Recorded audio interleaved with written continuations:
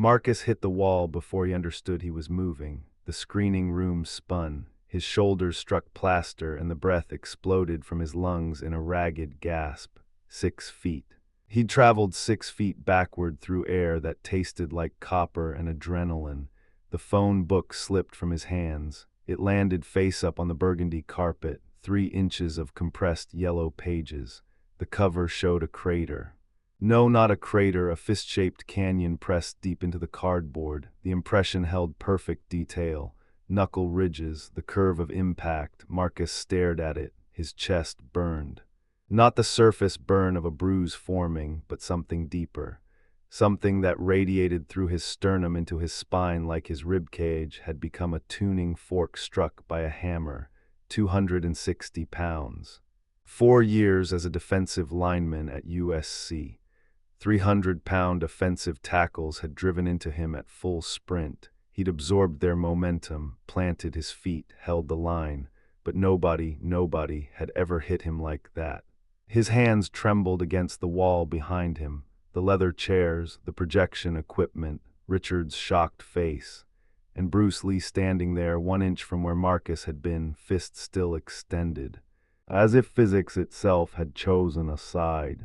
30 minutes earlier, Richard Castellano sank into his leather chair, the familiar creak of comfort after 3 decades in this business. Bruce Lee moved through forms in the center of the screening room, too fast. The strikes blurred sharp exhales punctuating movements Richard's eyes couldn't track. 30 action films had taught him what audiences craved. Big, dramatic, visible power that filled the screen. This silent Chinese man showed efficiency.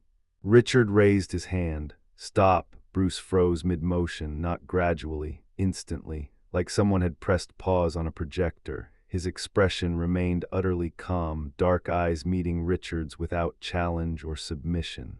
Look, Richard said, leather groaning as he leaned forward. I appreciate what you're showing me, but he gestured vaguely at the space Bruce occupied. American audiences need spectacle. They need to see the power, what you're doing. It's too fast, too subtle. The air conditioning hummed. Marcus shifted position by the door, arms crossed over his massive chest. Bruce said nothing. Sweat glistened on his forearms. The muscles there looked carved from something harder than flesh. Richard felt something twist in his stomach, an unfamiliar sensation, almost like doubt. What Bruce did next would rewrite everything Richard believed about power. Richard leaned forward, the leather chair groaned beneath his weight. Cigar smoke curled between them, thick and acrid in the confined space. Look, I've been doing this 30 years, Richard said, gesturing with his cigar. Believable means big. Dramatic, power the audience can see from the cheap seats. He spread his hands wide, demonstrating scale. Haymakers, body slams, guys flying through tables, that's what sells tickets. Bruce remained motionless. His breathing barely stirred the smoke between them. You want audiences to believe it's real? Bruce asked. His voice carried no challenge, just curiosity. Richard's lips curled into a smirk. Of course, that's the whole game. Real. Or what looks real, the producer waved his cigar dismissively. Same difference, whatever puts butts in seats. Bruce straightened. The shift was subtle, spine lengthening, shoulders settling, but the temperature in the room seemed to drop. His gaze moved past Richard toward Marcus standing by the door, then returned. Then let me show you the difference, Bruce said quietly, between what looks real. And what is real? Marcus shifted his weight against the door frame, still bored. He had no idea what the next 60 seconds would cost him. Bruce turned toward the door. You step forward. Marcus shifted his weight off the wall. His eyes held the glassy indifference of a man paid to stand, not think. He crossed the room in 3 lazy strides, the carpet muffling his boots. Hold this against your chest. Bruce lifted a phone book from the projection table. Yellow pages, Los Angeles Metropolitan Directory. As tight as you can. Marcus almost laughed. 4 years stopping running backs, and now this. He took the book anyway, heavy, 3 inches of compressed paper solid in his palms. He pressed it flat against his sternum, both hands gripping the edges. Tighter, Marcus squeezed, his forearms bunched, his shoulders locked. The book's spine dug into his chest through his shirt, paper and cardboard forming a shield against. What a slap, a shove. Bruce stepped closer, 1 foot, then another. The room shrank. Richard leaned forward in his chair, leather creaked. Bruce positioned himself directly in front of Marcus, close enough to smell the faint trace of liniment and sweat. His right fist rose slowly, deliberately. It touched the phone book cover, 1 inch of space between knuckles and target. Marcus's breathing stopped, every muscle in his body tensed, and suddenly he understood he'd made a terrible mistake. Bruce's knuckles brushed the phone book cover, 1 inch of space, nothing more. The room held its breath. Richard leaned forward, mouth opening. The strike cut him off, not a thud, a thunderclap. The sound split the air like a rifle shot in the confined screening room. Physics met flesh with a violence that defied the stillness that preceded it. Few could witness such a moment and remain unchanged. Time shattered into fragments. Marcus left the ground, 6 feet of trajectory, his body launched backward as if struck by something far larger than the fist that barely moved. The phone book compressed against his sternum, 3 inches of paper transformed into a conductor of pure kinetic force. Wall impact, the plaster cracked. Marcus's shoulders hit first, then his skull. The projection equipment rattled. A framed poster of Richard's last film tilted on its mounting. Then, silence, complete, suffocating. Marcus slid down the wall, boots scraping against the baseboard. His hands released the phone book. It tumbled to the carpet, landing face up. The cover bore a crater, fist-shaped, pressed deep into the cardboard as if stamped by industrial machinery. But what lay inside the book would prove even more impossible to explain. The phone book lay on the carpet, face down, the fist-shaped crater hidden beneath. Marcus stood frozen against the wall, his chest rose and fell, rapid, shallow, both hands trembled at his sides, fingers twitching like live wires.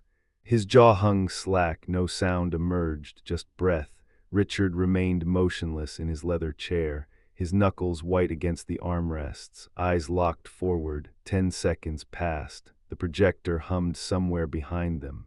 A distant mechanical heartbeat. The air itself tasted metallic, sharp copper coating the back of every throat. Marcus's lips moved, once, twice, then 300-pound lineman, his voice cracked into a whisper. "Never hit me that hard." The words hung suspended. Impossible, true. Richard's head turned slowly toward Bruce. The martial artist stood exactly where he'd struck, 1 inch from empty air now. His breathing remained even, controlled. His expression revealed nothing except patient stillness. Marcus pressed 1 palm against his sternum. The flesh beneath his shirt would already be darkening, purple spreading outward from a single point of impact. 4 years of college football had taught him the geography of pain. This didn't exist on any map he knew. Richard's mouth opened, but what emerged next would shatter every assumption he'd built across 30 films. "Do that again," Richard's voice cracked like splintering wood. The producer's hands gripped the leather armrests, knuckles bloodless. Bruce turned without speaking. His footsteps whispered across the carpet toward the heavy bag suspended in the corner.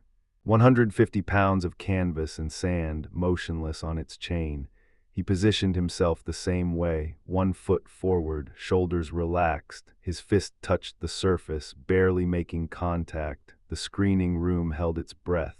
Richard leaned forward, 30 years of choreographed punches, pulled strikes, camera tricks. All of it suddenly felt like children playing pretend.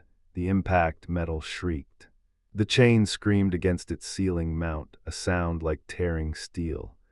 The bag launched sideways, swinging nearly horizontal, defying gravity for one impossible moment.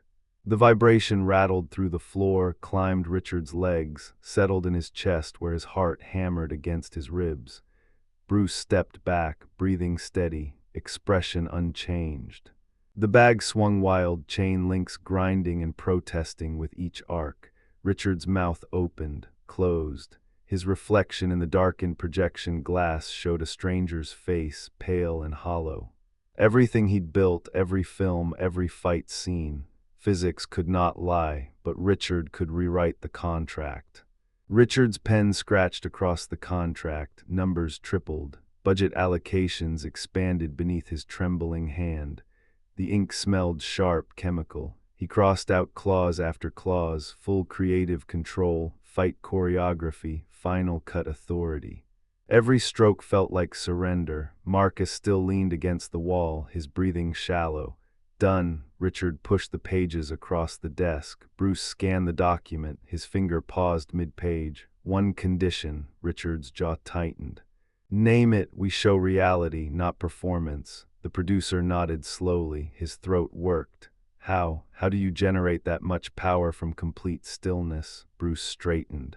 His stance shifted into position, feet planted, knees soft, spine aligned like stacked stones. Power comes from understanding body mechanics, not muscle size. He touched his fist to his opposite palm. Force equals mass times acceleration. Concentrate it into one point. The body becomes a unified system. No separation between intention and impact. Richard stared at the precision of Bruce's posture, every angle deliberate, every joint calibrated. Show my stunt team. His voice carried weight. If they don't believe it works, Bruce's expression remained unreadable. What the stunt coordinators would witness during production would challenge every principle they'd learned in decades of Hollywood choreography. The production set smelled of sawdust and sweat. Bruce stood before 6 stunt coordinators, their arms crossed, faces tight. He moved once, a single strike. The air snapped. His hand stopped 1 inch from the heavy bag without touching it. Every movement must have purpose. The oldest coordinator, Jimmy, shook his head. Too fast, audiences won't see it. Bruce repeated the motion, slower. The economy of his body remained unchanged. No wind-up, no telegraphing. No wasted rotation. Another stuntman muttered that it felt unnatural. 40 years of training said punches needed preparation, visible power. Bruce stepped back. He gestured toward the camera mounted on its dolly. Film does not lie. The lens captures what exists, not what you think should exist. He demonstrated again and again. His patience never cracked. Sweat darkened the back of his shirt. The stunt team tried to mirror him. Their bodies fought against decades of choreographed habits. Muscles tensed where they should release. Weight shifted late. Bruce caught one man's wrist mid-strike. He adjusted the angle by 2 degrees. The difference, the stuntman's eyes widened. He threw the punch again. The impact against the pad sounded different, sharper.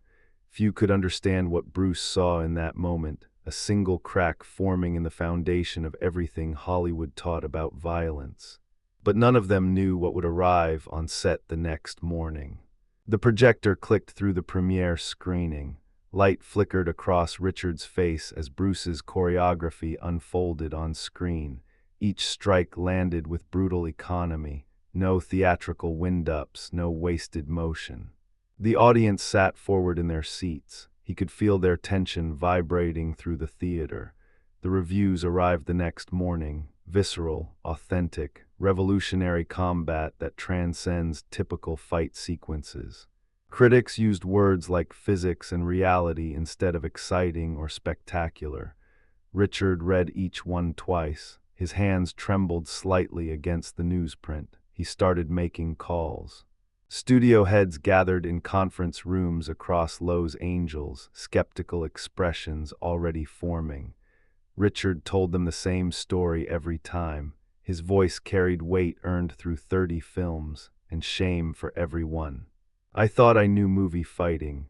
Bruce Lee taught me the difference between performance and physics. He paused, let the silence stretch. Everything I filmed before him was a lie. Everything after must meet his standard. Some laughed.